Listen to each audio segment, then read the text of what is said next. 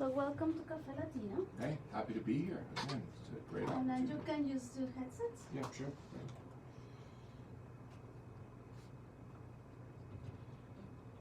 All right, we'll do a level check.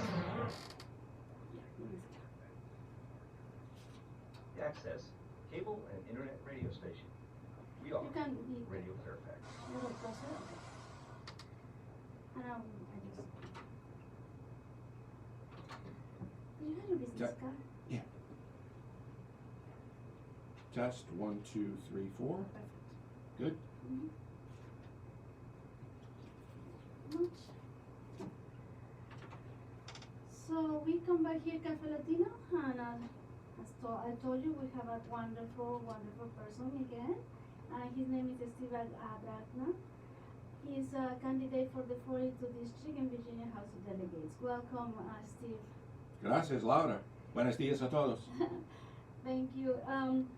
Cafe Latino is just a place where we invite people to share about themselves. We're always curious about how the people get involved helping others. So the first question we usually ask is, tell us a little about you. Your last name sounds not very, what is the heritage about, where is coming from that name? It's Sicilian. Oh wow, Italian. Correct, Yeah, but yeah. but specifically Sicilian. We Tell don't us a fool little around. Tell us a little about that area. Well, I mean, Sicily has always been, economically disadvantaged, so Oh. it's not surprising Oh, that at the turn of the 20th century, Uh-huh. my grandparents got on a boat and came to the United States in search of a better life. Uh-huh. Yeah. Lived through the Depression and the war years, Mhm. and my parents' lives, their experience was very much colored by those formative Can years. imagine. And they passed that on to me, the importance of hard work and being self-reliant, and at the same time looking out for your neighbors, and helping them. That's very important. So, what did you born in what part of the United States you born? Well, I was born in New York City. Oh, why? You're New Yorker. So we're originally, right, and most of my family stayed there. We moved to suburban New Jersey Mhm. when I was 4, but we were always very close with my mother's family. So every other weekend we were in New York City. The region, it's where my roots are. Yeah, yeah. And I left to come to college here at Georgetown in Washington, D.C., and fell in love with the capital.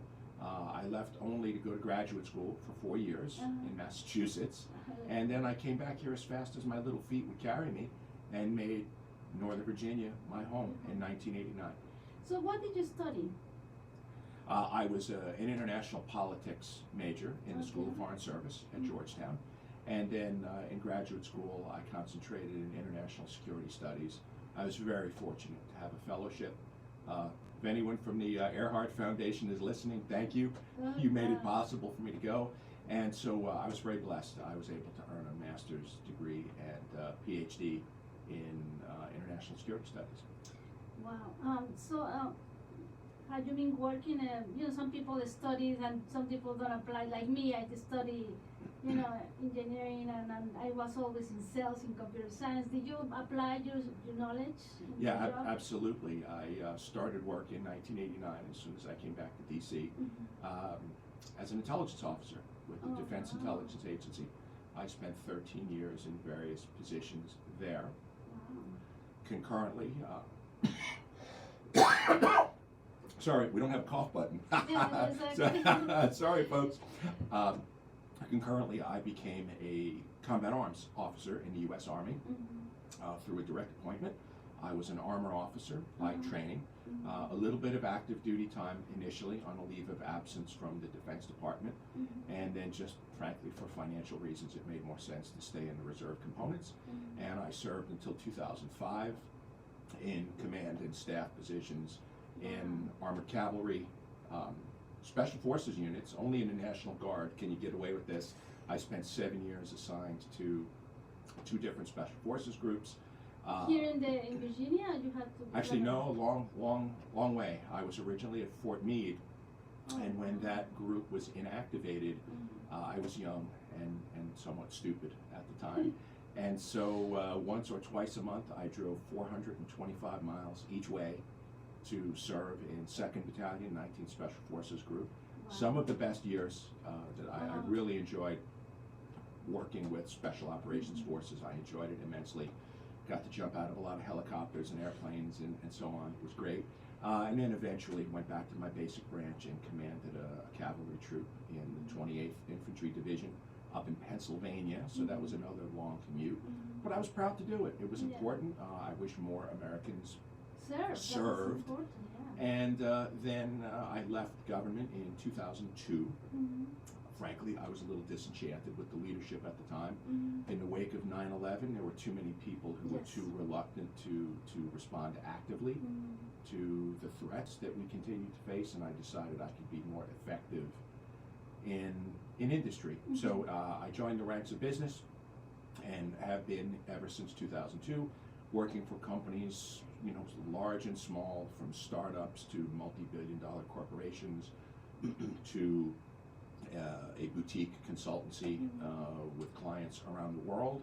And since just about a year ago, October of last year, I have been self-employed as owner of my own small business. So I like to think, I've walked in people's shoes, especially in my Yeah. district here in our area. Yeah. Everyone's either a federal employee Totally. or in business or Yeah. a member of the military. And as I said, I like to think it makes me better able to understand their Absolutely. unique challenges and concerns, and so I'm trying to represent them now. So it's not easy to take the decision to run for office. Yeah, you know that as well as I do. Yeah, it's a lot of commitment. So what motivates you to do that? Well, public service always has been Absolutely. an interest. I You understand, as well. We've been Yeah. active in local politics. We've tried to Totally. help the right people to do the right Yes. things. But I've been interested, and the reality is, Dave Albo, who represented the 42nd District ably for 24 years, did a Wow. great job, retired in 2017, and as a result of the so-called blue wave, I'm afraid we and a number of other districts elected people who turned out to be, I'm sorry to say, just members of an extremist, a left-wing fringe within the Democratic Party. Absolutely. And I think, like many residents, most residents in my district, I'd had enough. That infamous bill was sort of the last straw. I mean, I had resolved to run, but we all know about it now, the bill that would have legalized abortion up to the moment of birth, Yes. essentially for no reason, on demand, with only one physician having to concur. And it puts the lie to the argument that these decisions should be between a woman and her doctor, Absolutely. because under the proposed law, her doctor would never even have to be involved. Yeah. You walk into a facility and a physician who has made a conscious decision to perform late-term abortions and whose paycheck depends on the facility's survival merely, is not a mental health expert and simply certifies, yeah, you qualify.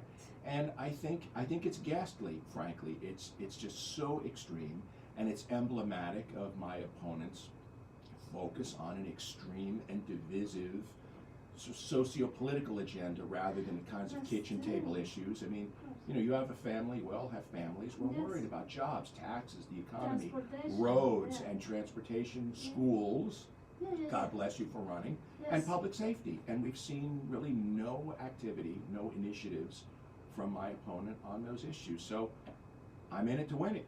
That's very, very strong.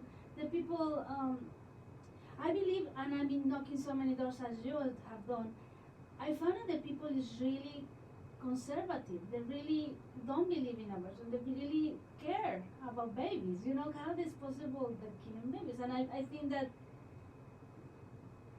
running for that opposition is just incredible. Thank you for doing that. So one of the questions that some people don't understand is we have to. A lot of people listen to us and they don't understand what is this delegate supervisors. We have to teach people why it's important to be elected and what it means to be a delegate. Can you tell us a little about more, like, the structure? Sure. Well, I think as most people know, some people may not, Virginia has a state legislature that makes all our laws in the state. Like almost all other states, it has two houses, a Senate, an upper house with 40 members, and a House of Delegates with 100 members. The 42nd district represents about 80,000 people in the southern crescent, the southern tier of Fairfax County. And for a moment, Yeah. 42, which area are you representing? It's entirely the southern crescent, the southern edge of Fairfax County. It runs all the way from the county's boundary in the west, in the southern part of Fairfax Station, all the way through South County, part of Wharton, West Springfield, the Mount Vernon area, and all of Mason Neck in the east. So it runs from the western to eastern border.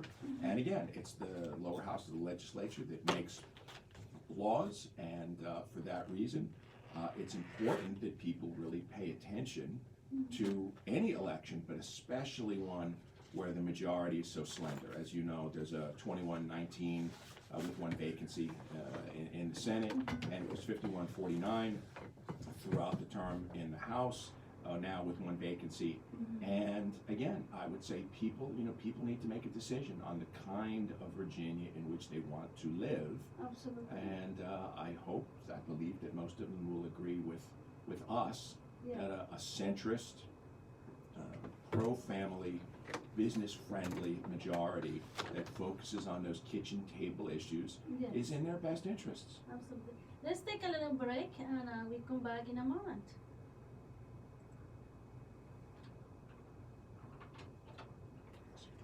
Fairfax County's. Arthur, how you doing? Great, thanks. Yourself? We are Radio Fairfax. I just have to pass a PSA. Chris Domine is a husband, father, and athlete, even an Ironman. But 10 years ago, Chris's kidneys were failing. The doctor said, if you don't get a kidney transplant, you are going to die. Chris received a second chance, made possible by an organ donor. Your well-being changes from loss of hope to better times ahead. What could you make possible as an organ, eye, and tissue donor? Leave behind the gift of life. So when Go my to wife died, organdonor.gov. U.S. Department of I Health. got home at 4:30 a.m. or 4 a.m. I was absolutely exhausted, and at 4:30 the phone rang, and it was the organ donor people. Wow. They've got to call right away, you know. We're coming back. So we are 10. Yes. Como tendrían interesantes conversaciones con audiencia local de México. Tune in to Café Latino, Thursdays at 10 a.m. aquí on Radio Fairfax.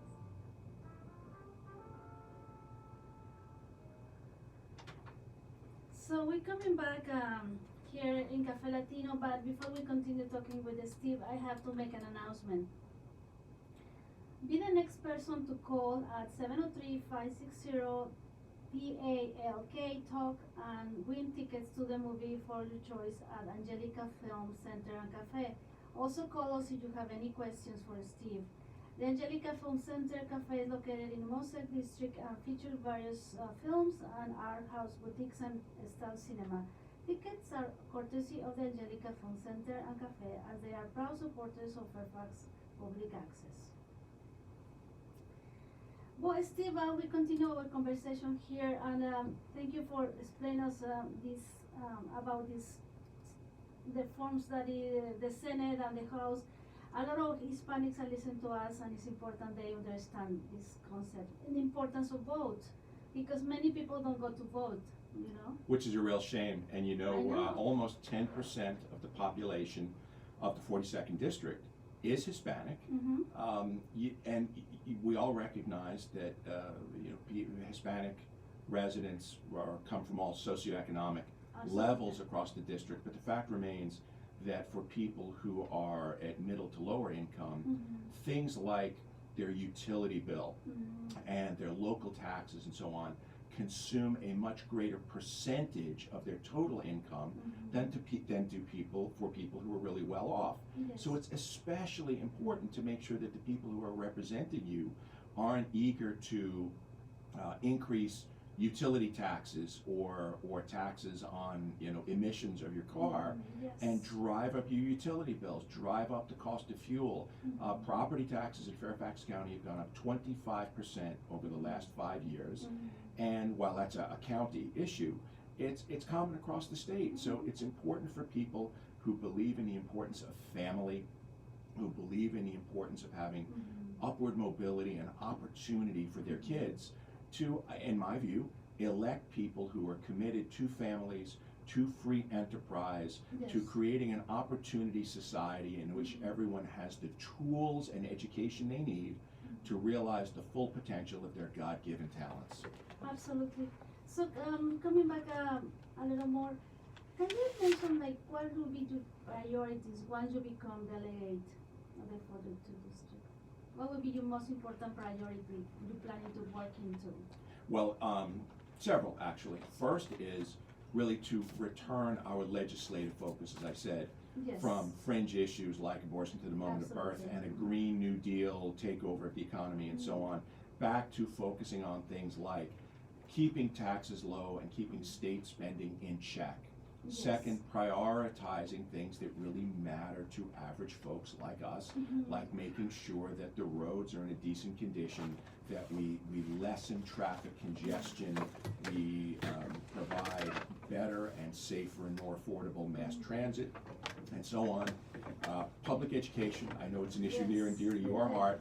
You know, it's the rubber really meets the road at the county level, but the State Board of Education sets standards and sets curricula for the state.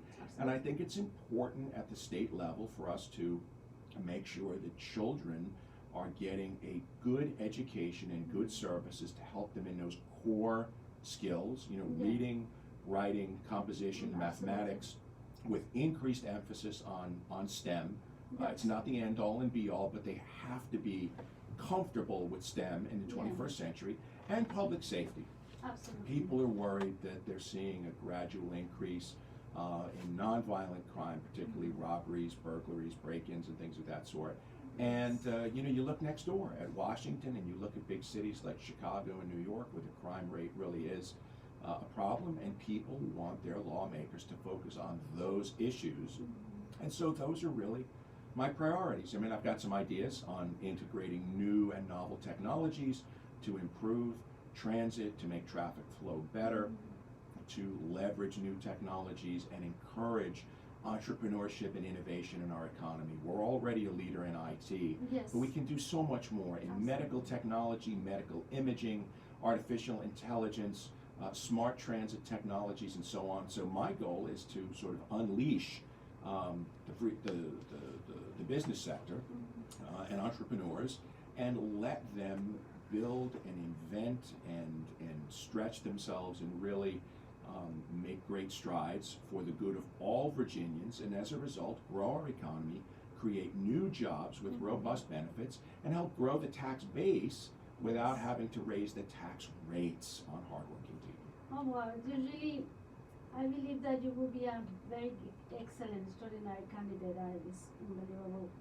And so we're coming a little kind of closer to closing this, but I wanted to talk more about yourself. That people wants to know about you. Tell us, are you married? Do you have kids? Well, I am. I am blessed to be married to a wonderful woman who has been very supportive of my campaign, and you know what it's like. You're really never home anymore. I have 4 children, the youngest of whom is still home with us, and she periodically struggles with Daddy being out of the house all the time, knocking on doors and Are going they to in events. college? They older ones? There are 2 in college. I'm enormously proud of them. One at Davidson College. She's currently spending a semester in Spain, in Madrid, and she's absolutely loving it. What she's studying? I beg your pardon? What she is studying? Economics. Oh, She's an wow. economics major. She's following kind of. A little bit, except she's smarter at math than I ever was, wow. and she's already got an internship lined up with a major bank for next summer. Oh, My son is the second eldest. He is in his second year in the Honors College, the University of South Carolina, where he's working in chemical engineering. Again, he's a lot smarter than I am. And my middle daughter just turned 14, so I'm blessed.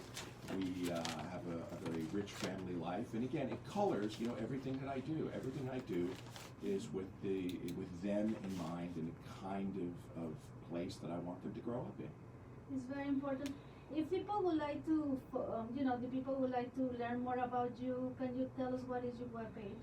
Absolutely. I encourage people, especially if you live in the 42nd District, you know, this really matters to you. Please visit my website at steveadragna.us. That's steveadragna.us. You can learn more about me. All of my positions on the issues are clearly spelled out with specifics, unlike my opponent. And there's a comment form there as well, so people can send me their questions, their concerns, ideas anytime, and I answer all my own emails. Perfect. And you're looking for volunteers too? Always. You know what that's like. We can always use volunteers who care about the future and really want to, you know, keep free enterprise alive and well in Virginia. People to help knock on doors, people to reach out to their neighbors, people to help with events, work at the polls. So again, it's easy to contact us via the website. And again, if people have questions or thoughts or want to share ideas, I would love to hear from them anytime. I mean, after all, people are what this is all about. And you are also in Facebook and Twitter. Absolutely. On Facebook, you can find us at Steve Adragna for Delegate. And I'm at Steve A, the numeral 4 VA on Twitter. We use Facebook a lot, and so to keep current, I really encourage people to visit and like our page. Perfect. We are going to say goodbye to our friend, and we are going to go back to you. We have another guest in 10 minutes, and we'll be here in Café Latino. Thank you very much to listen to us. Thank you, Laura, and everyone who's listening. Steve, thank you for everybody for your comments, and we will post this in a Café Latino radio. Thank you very much to be here. You've got the perfect radio voice, Steve. I don't know about that. Come here, I want you to sit down here and do an infomercial. Say it again? I want you to do an infomercial. Okay. Oh, there? Okay, sure. So, and then I send it to you, so you can use it. Sure.